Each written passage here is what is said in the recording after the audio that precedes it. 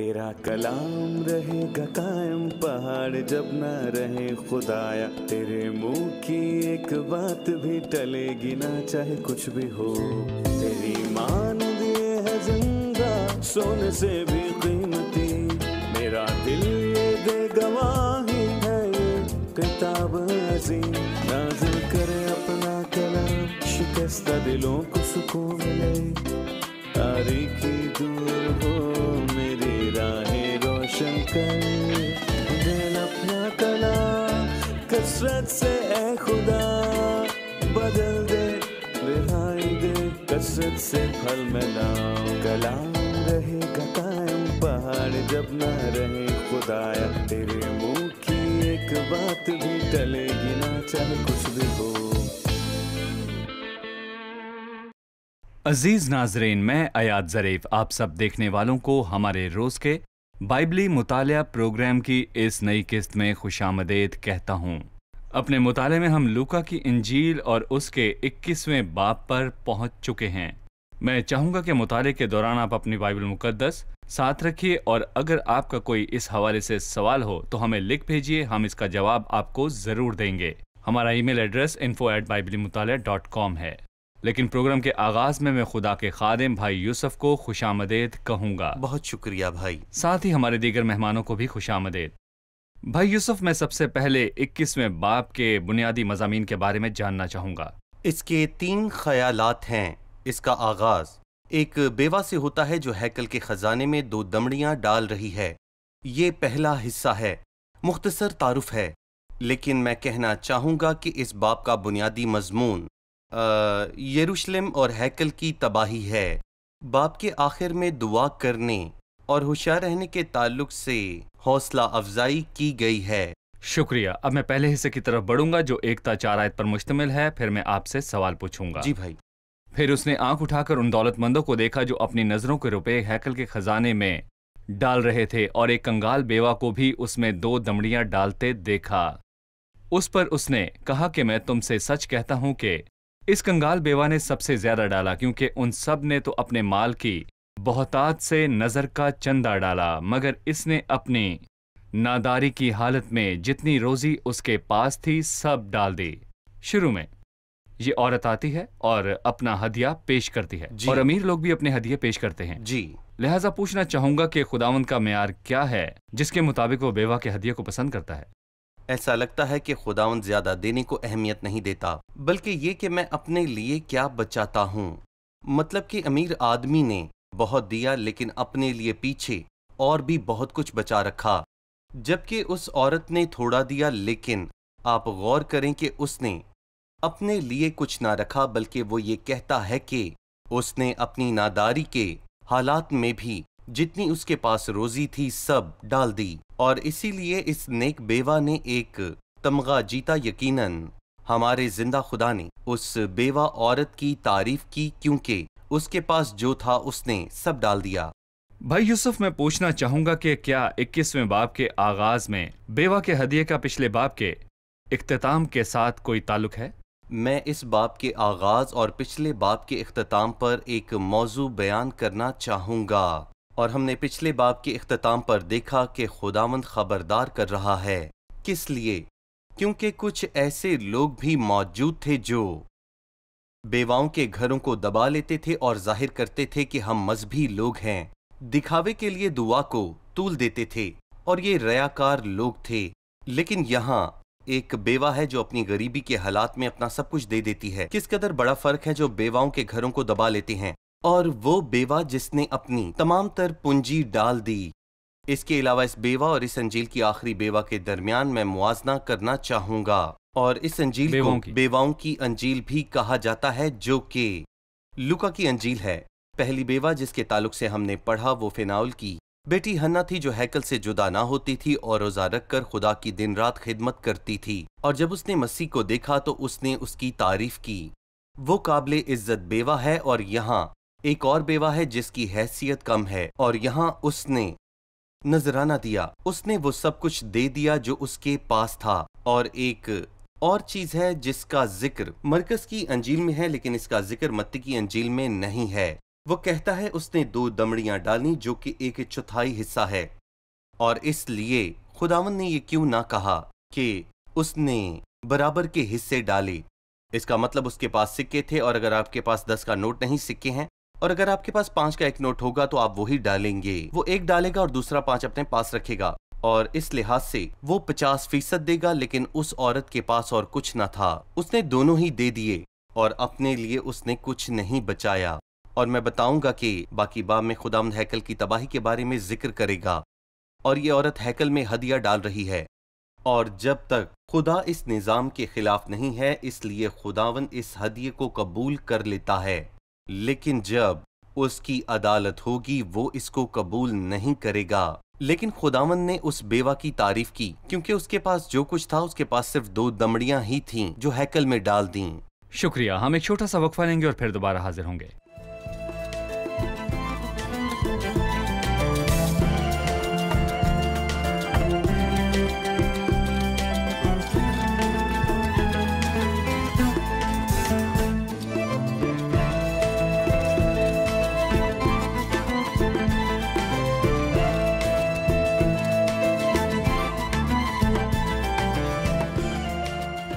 پانچویں آیت سے، اور جب بعض لوگ ہیکل کی بابت کہہ رہے تھے کہ وہ نفیس پتھروں اور نظر کی ہوئی چیزوں سے آراستہ ہے، تو اس نے کہا وہ دن آئیں گے کہ ان چیزوں میں سے جو تم دیکھتے ہو یہاں کسی پتھر پر پتھر باقی نہ رہے گا جو گرایا نہ جائے گا۔ کیا یہ باتیں ہو چکی ہیں؟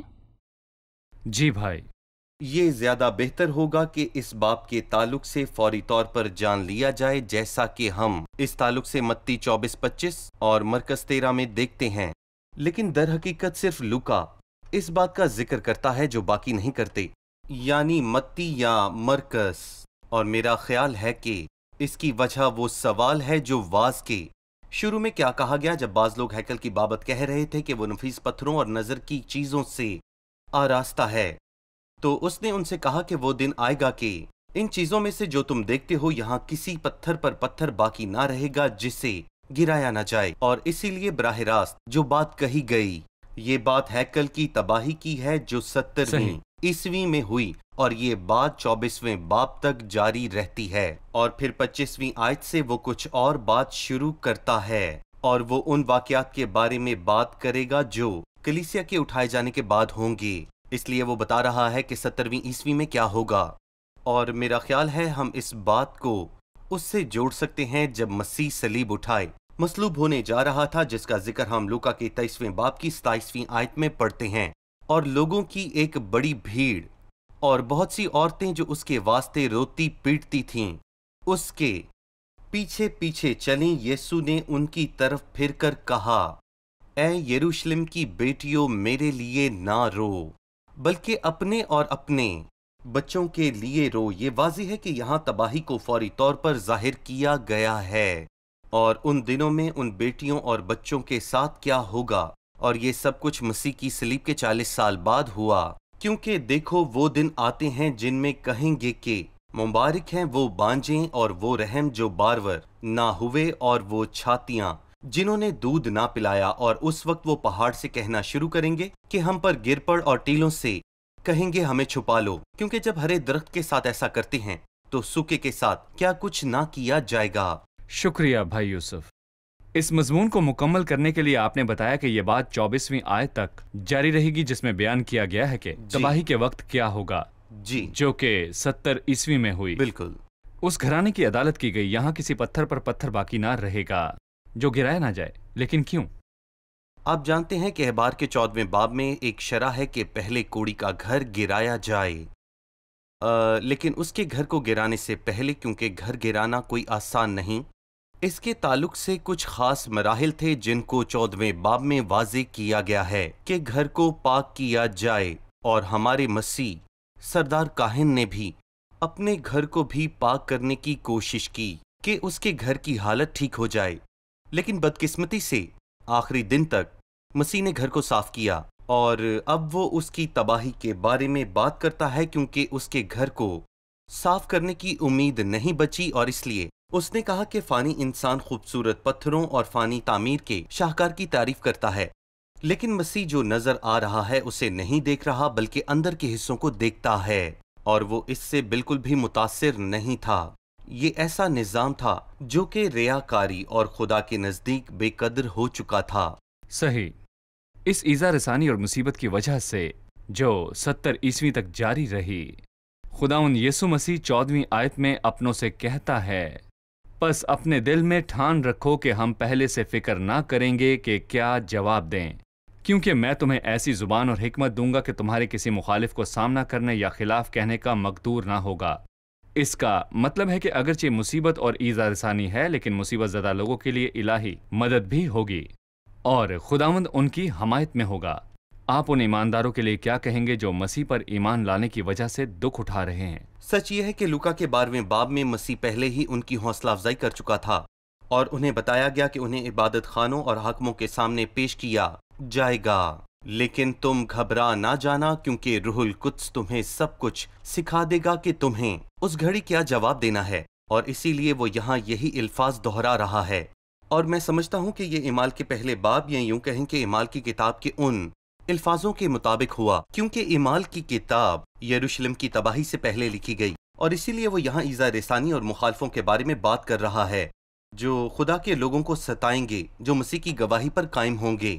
اور پھر آخر میں 24ویں آیت میں وہ کہتا ہے کہ جب تک غیر قوموں کی میعاد پوری نہ ہو، یروشلم غیر قوموں سے پامال ہوتا رہے گا۔ غیر قوموں کی میعاد پورے ہونے کے الفاظ پورے نئے عہد نامے میں اور کہیں نہیں ہیں، سوائے لوکا کی انجیل میں ہیں، جس کے تعلق سے دانیل نبی نے کہا، دانیل کے 2 اور پھر اس کے 7ویں باب میں۔ اور یہ نبوکت نظر کا خواب ہے جو دانیل 2 میں ہے، اور دانیل 7 میں دانیل کی رویا ہے۔ بالکل ٹھیک ہے، شکریہ۔ اب میں دوسرے حصے کی طرف بڑھوں گا جو کہ 25ویں آیت سے ہے۔ جی، میں آپ کے سامنے کچھ آیات پڑھنا چاہوں گا۔ جب آپ نے اس باب کو تقسیم کیا تو ہمیں بتایا کہ یہ حصہ کلیسیا کے اٹھائے جانے کے بعد ہوگا، اور سورج اور چاند اور ستاروں میں نشان ظاہر ہوں گے، اور زمین پر قوموں کو تکلیف ہوگی، کیونکہ وہ سمندر اور اس کی لہروں کے شور سے گھبرا جائیں گی، اور ڈر کے مارے، اور زمین پر آنے والی بلاؤں کی راہ دیکھتے دیکھتے لوگوں کی جان میں جان نہ رہے گی، اس لیے کہ آسمان کی قوتیں ہلائی جائیں گی۔ اس وقت لوگ ابن آدم کو قدرت اور بڑے جلال کے ساتھ بادل میں آتے دیکھیں گے، اور جب یہ باتیں ہونے لگیں تو سیدھے ہو کر سر اوپر اٹھانا، اس لیے کہ تمہاری مخلصی نزدیک ہوگی۔ اور اس نے ان سے ایک تمثیل کہی کہ انجیر کے درخت اور سب درختوں کو دیکھو، جو ہی ان میں کونپلیں نکلتی ہیں تم دیکھ کر آپ ہی جان لیتے ہو کہ اب گرمی نزدیک ہے۔ اسی طرح جب تم ان باتوں کو ہوتے دیکھو تو جان لو کہ خدا کی بادشاہی نزدیک ہے۔ میں تم سے سچ کہتا ہوں کہ جب تک یہ سب باتیں پوری نہ ہو لیں یہ نسل ہرگز تمام نہ ہوگی۔ آسمان اور زمین ٹل جائیں گے لیکن میری باتیں ہرگز نہ ٹلیں گی۔ ہمیں بیان کریں کہ کلیسیا کے اٹھائے جانے کے بعد 25ویں آیت سے زمین پر کیا ہوگا۔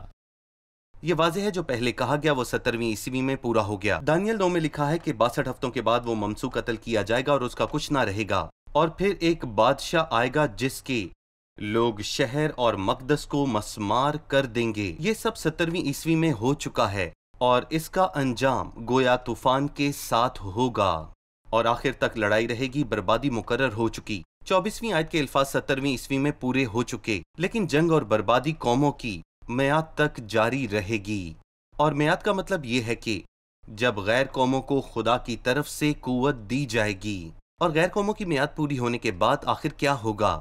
بائبل کے مطابق جب تک سب چیزیں بحال نہ ہوں، جیسا امام بھائی میں یوسف، میں لکھا چاہوں ہے۔ گا کہ ہمارے ناظرین کے لیے آپ یہ باتیں آسان کر دیں۔ جی، ہم نے غیر قوموں کے میعاد کے الفاظ کو دہرایا ہے، اور آپ نے دانیل 2 یا 7 باب کی طرف اشارہ کیا ہے تاکہ ہمارے دیکھنے والے ناظرین ان باتوں کو اچھی طرح سمجھ سکیں۔ دانیل 2 باب میں غیر قوموں کی میعاد کا ذکر ہے جس میں نبوکت نظر نے ایک مورت دیکھی۔ یہ بہت بڑی مورت تھی، اس کا سر سونے کا اور سینہ اور بازو چاندی کے، پیٹ اور رانے پیتل کی تھیں، اس کی ٹانگیں لوہے کی اور پاؤں کچھ مٹی اور لوہے کے تھے۔ یہ کس چیز کی تصویر ہے؟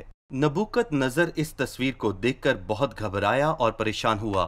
اس نے نجومیوں کو بلوایا اور کہا کہ اس کے خواب کی اسے تعبیر بتائیں تاکہ وہ جان لے کہ یہ لوگ واقعی سنجیدہ ہیں اور سچ بول رہے ہیں، لیکن وہ ایسا نہ کر سکے۔ لیکن دانیل نے اسے اس کے خواب کی تعبیر بتائی کہ 4 سلطنتیں ہوں گی جو پوری دنیا پر حکومت کریں گی، اور پہلی سلطنت سونے کا سر ہے، یہ بابل کی سلطنت ہے۔ دوسرا سینہ اور बाजू जो चांदी के हैं मादी और फारसी, ये सब तारीखी एतबार से रूनुमा हुआ। और तीसरी सल्तनत जो कि पीतल का पेट और रानी हैं, ये यूनान की सल्तनत है। और इसके बाद आखिर में लोहे की टांगें और लोहे के पांव, ये वाज़ेह है कि ये रोमी सल्तनत है। और ये मंजरनामा एक मर्तबा दोबारा एक रोया में दोहराया गया, और ये वही रोया है जो दानियल नबी ने 7वें बाब में देखी, यानी कि उसने इस रोया में 4 सल्तनतों को देखा था और यही 4 हुकूमतें पूरी दुनिया पर हुकूमत करेंगी। 5वीं बनी आदम की हुकूमत है जो आसमान की बादशाही है। इसलिए दानियल 9 में जो बात है वो जारी रहती है। एक बादशाह आएगा जिसके लोग शहर और मकदस को मस्मार करेंगे। ये बात 70 ईस्वी में पूरी हो गई। वो लोग जो तबाह करने आए वो रूमी लोग थे, लेकिन इसके बाद लगातार और आखिर तक लड़ाई रहेगी। बर्बादी मुकर्रर हो चुकी और ऐसा ही हुआ था।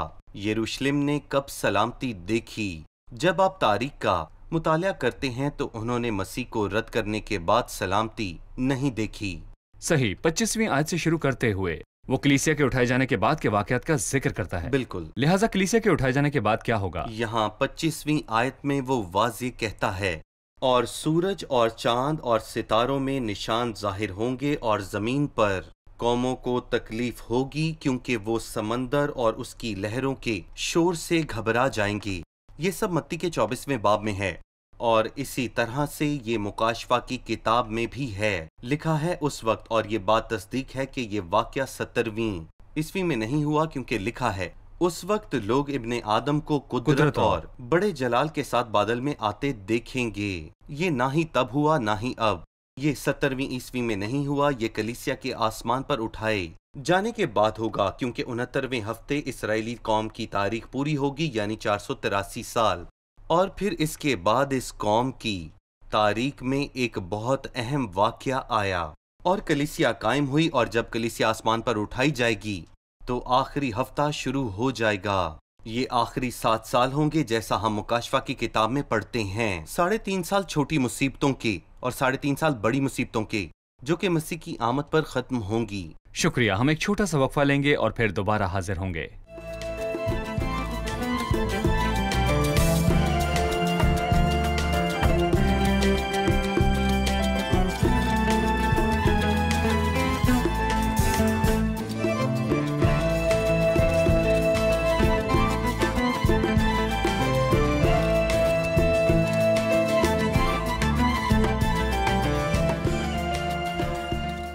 अठारह से 19 आयत में लिखा है, लेकिन तुम्हारे सर का एक बाल भी बेका ना होगा। अपने सब्र से तुम अपनी जानें बचाए रखोगे। हम जानना चाहते हैं कि इन अल्फाज के क्या मायने हैं। जी भाई। ये बात हमारी तवज्जो हासिल करती है कि पिछली आयत में ये लिखा है, मेरे नाम के सबब से सब लोग तुमसे अदावत रखेंगे। और इसके बाद खुदावंद कहता है कि तुम्हारे सर का एक भी बाल बीका ना होगा। शायद हम यहाँ महफूज किए जाने के तरीके से वाकिफ नहीं है, लेकिन जब आप मुकाशफा का 7वां बाब पढ़ते हैं तो खास तौर पर तीसरी आयत में हुक्म दिया गया था कि जब तक हम खुदावंद के बंदों के माथों पर मोहर ना कर लें और समंदर और दरख्तों को जरर ना पहुंचाना। और यहाँ मोहर लगाने का मतलब है कि महफूज करना।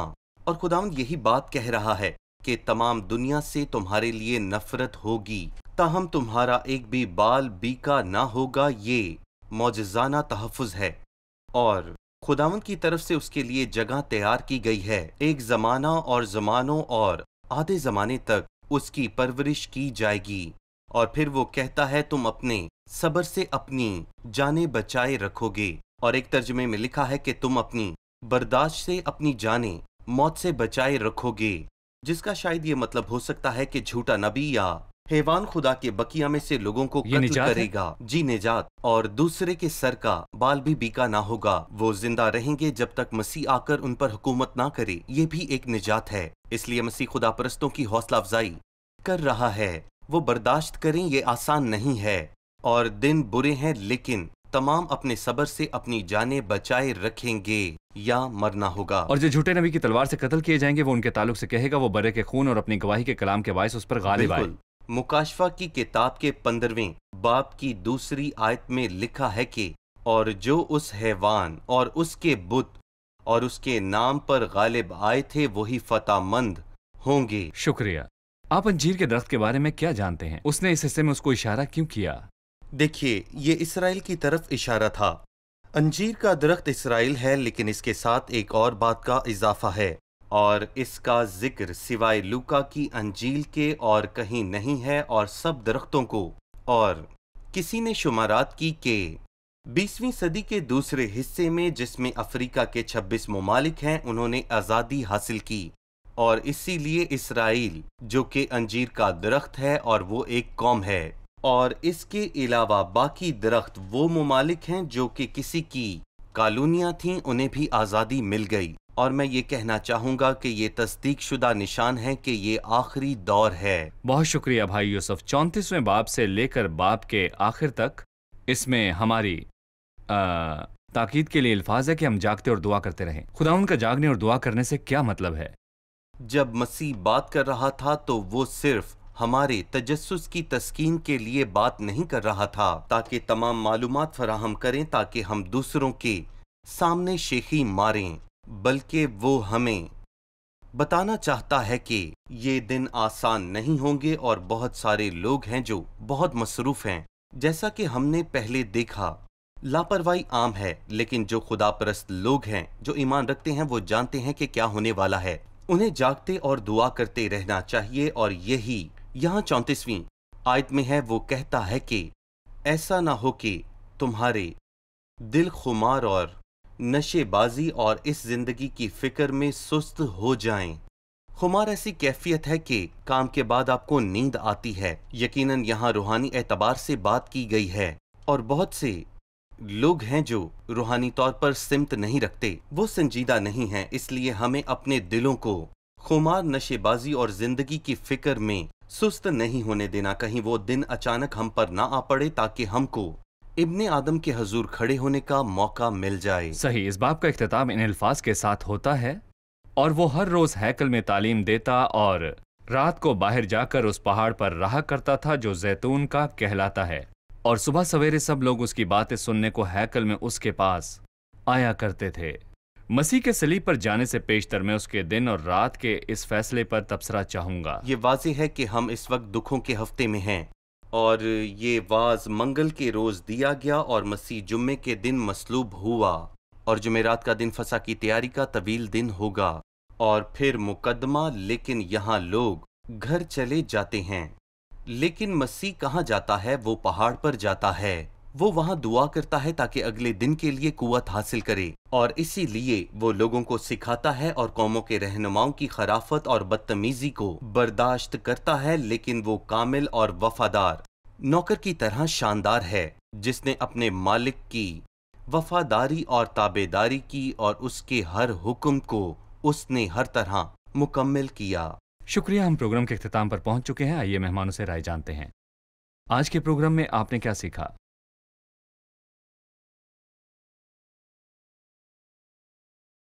ہم نے بیوہ کو دیکھا جس نے ہیکل میں 2 دمڑیاں ڈالیں جو کہ ایک پرمانی نظر تھی۔ یہ نہیں کہ میں نے کتنا ڈالا، بلکہ میں نے اپنے لیے کیا رکھ چھوڑا۔ بائبل میں بہت ہی اچھی باتیں کی گئی ہیں، اور لکھا ہے کہ دینا لینے سے زیادہ مبارک ہے۔ ہم نے یہ بھی سنا کہ مسیح خدا پرستوں کی حوصلہ افزائی کرتا ہے کہ ان کی معجزانہ طور پر حفاظت کی جائے گی، کیونکہ سب لوگ ان سے عداوت رکھیں گے، لیکن اس نے وعدہ کیا کہ ان کے سر کا ایک بال بھی بیکا نہ ہوگا، اور یہ بات ہماری حوصلہ افزائی کرتی ہے اور سب چیزوں پر خدا کی حاکمیت ظاہر کرتی ہے۔ ہم دانیل کے 2 باب میں غیر قوموں کی میعاد کا ذکر پڑھتے ہیں، اور اس کا ذکر صرف لوکا اس کے 21 باب میں کیا گیا ہے، جس میں خدا غیر قوموں کو حکومت سونپتا ہے۔ بابل کی سلطنت، اس کے بعد مادی و فارس، اور پھر یونان کی سلطنت، اور پھر رومی سلطنت، اور اس کے بعد ابن آدم کی بادشاہی، جو کہ سب چیزوں کے بحال کیے جانے کے بعد ہوگی۔ شکریہ۔ خدا آپ کو برکت دے۔ بھائی یوسف، خدا آپ کا آپ کو بھی برکت شکریہ۔ عزیز ناظرین، مسیح نے پہلے سے بتا دیا تھا کہ وہ زمین پر اس کے آنے کے باعث خاندانوں کے درمیان جدائی اور تفرقہ ہوگا۔ ناظرین، کچھ لوگ ہیں جو مسیح کو قبول کرتے ہیں، اور اسی گھر کے کچھ افراد مسیح کو قبول نہیں کرتے اور اس کے پیروکاروں سے وہ نفرت کرتے ہیں، اور ایسے ہی کسی ملک میں رہنے والے کچھ لوگ مسیح کو قبول کرتے ہیں جبکہ اسی ملک کے باقی لوگ ان سے نفرت کرتے ہیں۔ اور یہی اس بات کا مطلب ہے جب مسیح نے کہا میں زمین پر صلح کروانے نہیں بلکہ تلوار چلانے آیا ہوں۔ مسیح کی پیروی کے ساتھ گھر والوں کی طرف سے دشمنی بھی ہے، اس کے علاوہ اکثر ہی اختیار والوں کے ساتھ بھی دشمنی مول لینا ہے، لیکن مسیح اپنے پیروکاروں کو کیا کہتا ہے؟ جن کو اپنے خاندان میں یا اپنے ملک میں اختیار والوں کی طرف سے دشمنی کا سامنا کرنا پڑے گا۔ مسیح نے 12ویں آیت میں کہا، لیکن ان سب باتوں سے پہلے وہ میرے نام کے سبب سے تمہیں پکڑیں گے اور ستائیں گے اور عبادت خانوں کی عدالت کے حوالے کریں گے اور قید خانوں میں ڈلوائیں گے اور بادشاہوں اور حاکموں کے سامنے حاضر کریں گے۔ یہ سب کچھ مسیح کے پیروکاروں کے ساتھ ہوگا۔ اسی طرح 16ویں آیت میں وہ کہتا ہے، اور تمہیں ماں باپ اور بھائی اور رشتہ دار اور دوست بھی پکڑوائیں گے، بلکہ وہ تم میں سے بعض کو مروا ڈالیں گے، اور میرے نام کے سبب سے سب لوگ تم سے عداوت رکھیں گے، لیکن تمہارے سر کا ایک بال بھی بیکا نہ ہوگا۔ جی ہاں، ہم مصیبتوں، ایذا رسانی اور رد کیے جانے کا سامنا کریں گے، شاید بھاگنا پڑے یا مار دیا جائے، لیکن آپ خداوند کے ساتھ ہونے اور اس کے وعدے پر پورا بھروسہ کریں۔ اگر وہ اجازت دیتا ہے کہ آپ کو اس کے نام کی خاطر ایذا رسانی برداشت کرنا پڑے یا آپ کو اس کے نام کی خاطر شہید کر دیا جائے، تو یہ بات فتح اور کامیابی تصور کی جائے گی، یہ شکست تصور نہیں ہوگی، اور جلد آپ خداوند سے انعام پائیں گے۔ اگلے پروگرام میں آپ سے پھر ملاقات ہوگی۔ خدا آپ سب کو برکت دے۔